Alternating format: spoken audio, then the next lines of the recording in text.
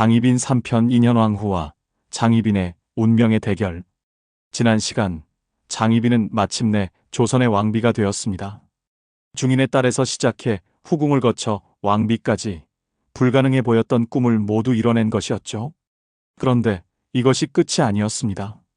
오히려 진짜 시험은 이제부터 시작되는 것이었으니까요.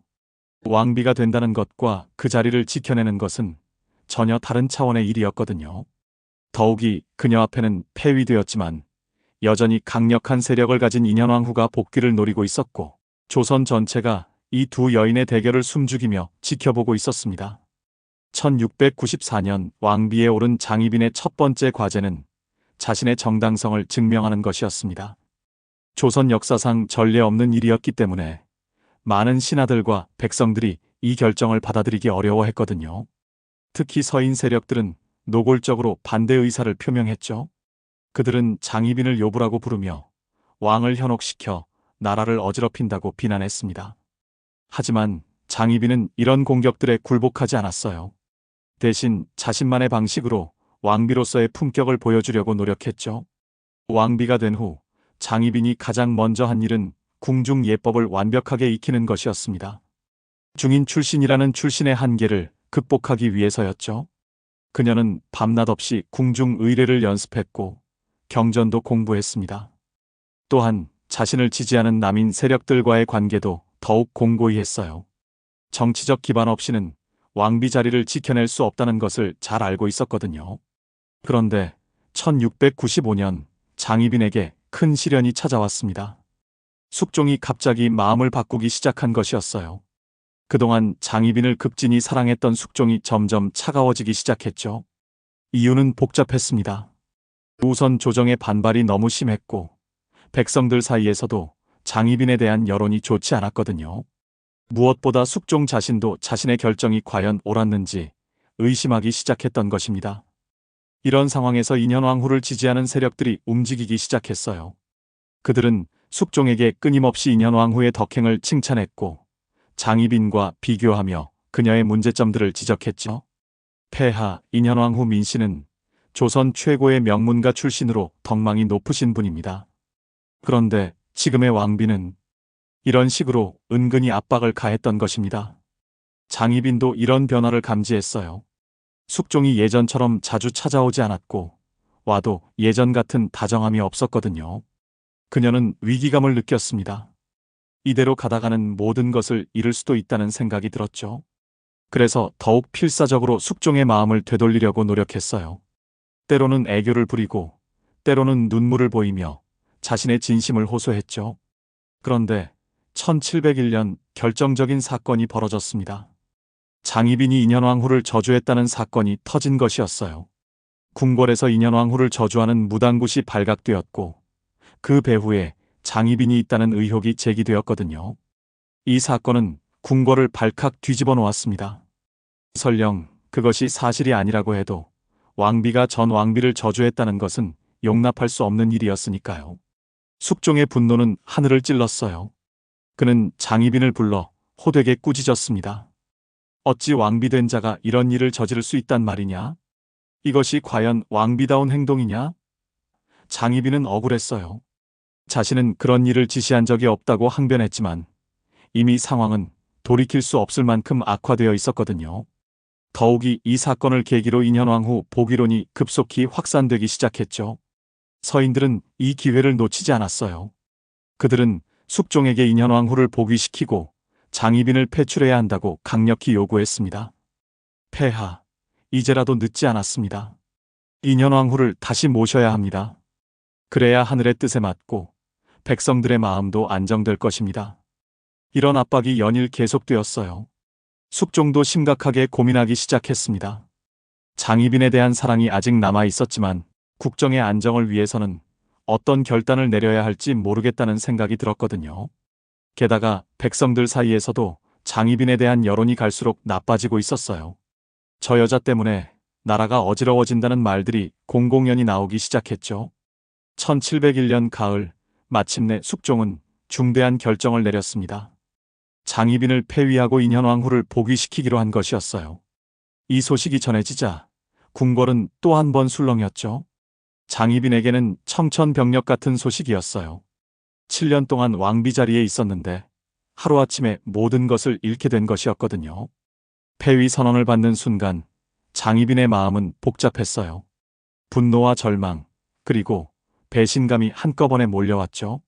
그동안 자신을 사랑한다고 했던 숙종이 결국 자신을 버린 것이었으니까요. 하지만 그녀는 끝까지 당당했어요. 저는 폐하의 결정을 따르겠습니다.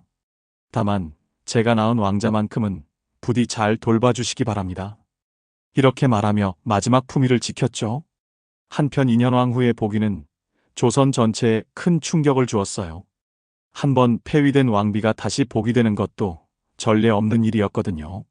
인현왕 후 자신도 복잡한 심경이었을 거예요. 7년 동안 폐위된 채로 지내다가 다시 왕비가 된 것이었으니까요. 그 사이에 장희빈이 왕자까지 낳아서 왕실의 혈통을 이어놓았고요.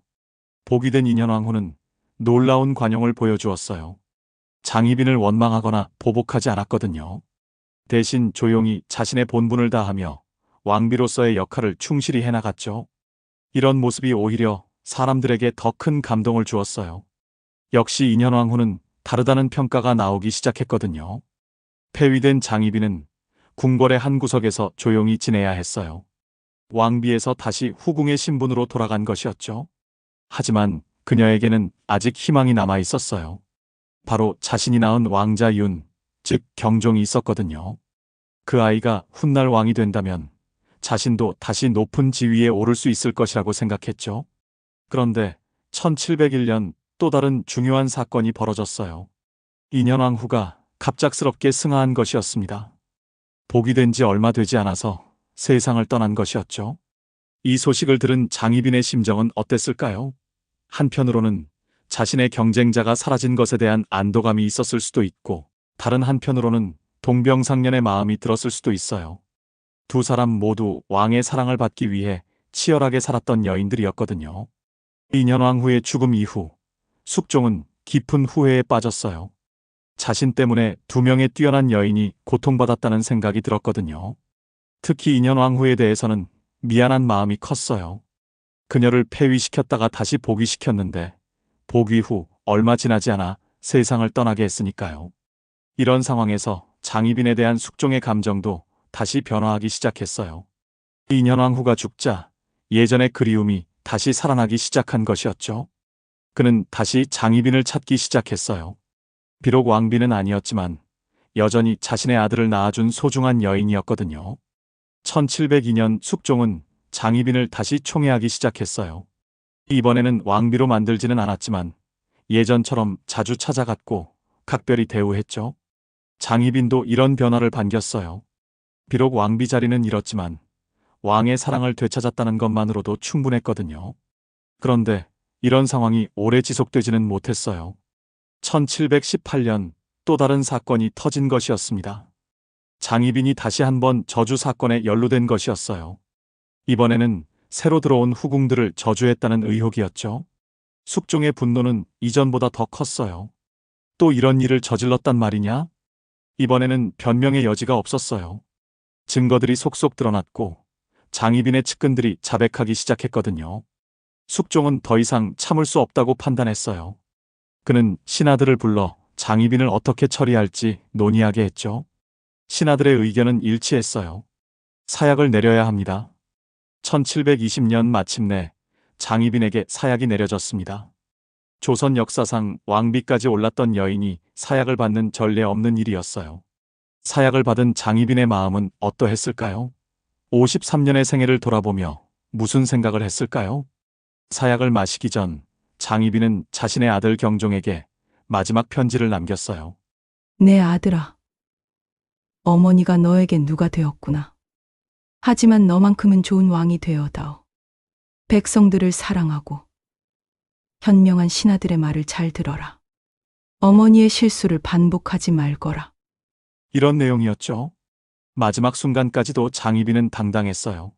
제가 저지른 일에 대해서는 후회합니다. 하지만 폐하를 사랑했던 마음만큼은 진실이었습니다. 이렇게 말하며 사약을 마셨다고 전해져요. 장희빈의 죽음은 조선 사회에 큰 충격을 주었어요. 한때는 조선의 왕비였던 여인이 이런 비참한 최후를 맞았다는 것이 믿기 어려웠거든요. 하지만 동시에 많은 사람들이 결국 이렇게 될 줄 알았다며 고개를 끄덕이기도 했어요. 숙종도 장희빈의 죽음 이후 깊은 슬픔에 잠겼어요. 아무리 잘못을 저질렀다고 해도 한때는 자신이 진심으로 사랑했던 여인이었거든요. 그는 장희빈의 무덤 앞에서 오랫동안 서 있었다고 해요. 내가 너를 너무 사랑해서 이런 일이 벌어진 것은 아닐까? 이런 생각을 하며 말이에요. 장희빈의 이야기는 우리에게 많은 것을 생각하게 해요. 사랑과 야망, 권력과 질투, 그리고 인간의 욕망이 어떤 결과를 가져오는지를 보여주거든요. 그녀는 분명 뛰어난 여인이었어요. 중인의 딸에서 왕비까지 오른 것만 봐도 그렇죠. 하지만 권력에 대한 욕망이 결국 자신을 파멸로 이끌었던 것입니다. 오늘날에도 장희빈에 대한 평가는 엇갈려요. 어떤 사람들은 그녀를 야심찬 악녀로 보고 어떤 사람들은 시대의 희생양으로 봐요. 하지만 분명한 것은 그녀가 조선 역사에 지울 수 없는 흔적을 남겼다는 것이에요. 그녀의 아들 경종이 왕이 되었고 조선 후기 정치사에 큰 영향을 미쳤거든요. 장희빈의 이야기를 통해 우리는 인간의 복잡함을 봅니다. 그녀는 사랑하는 여인이자 동시에 권력욕에 사로잡힌 여인이었어요. 모성애가 깊었지만 동시에 질투심도 강했죠. 이런 모순적인 면들이 한 인간 안에 공존할 수 있다는 것을 보여주는 것입니다. 다음 사편에서는 장희빈 사후 경종의 즉위와 그를 둘러싼 권력 투쟁, 그리고 장희빈의 유산이 조선 역사에 미친 영향에 대해 알아보겠습니다. 한 여인의 파란만장한 삶이 조선 왕조에 어떤 변화를 가져왔는지 그 마지막 이야기가 여러분을 기다리고 있습니다.